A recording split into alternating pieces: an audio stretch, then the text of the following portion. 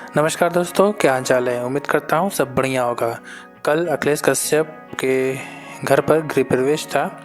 वहाँ पर खेसारी लाल यादव पहुँचे थे। अभी भी बात कम नहीं हुआ था, तब तक एक और वहाँ से शुरू हो गया। जो पवन सिंह ने स्टेज शो पर बोला था कि सोहर बजाओ, उसी बयान को लेकर खेसारी लाल यादव कल लगभग 15 से 20 मिनट इसी बात को लेकर बोलते रहे। सुनिए आप ये क्लिप।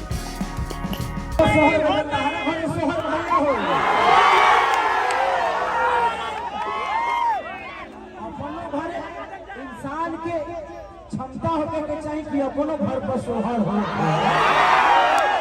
अभी दूसरे के घर सोहर हो इंसान। हाँ अपनो घर पर सोहर करावो अगर क्षमता होके दे दूसरे के घर कहीं के बधाई नहीं बोलो, अपने घर बाबा लो ठीक है ना।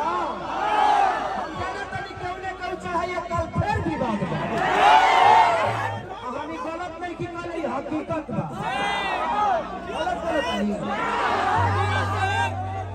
आप दुनिया के दो दरवाजे पे जाके सोहर बजवा रहे हैं भाई। आपके अंदर वो काबिलियत और क्षमता है तो अपने घर पे भी सोहर गाओ।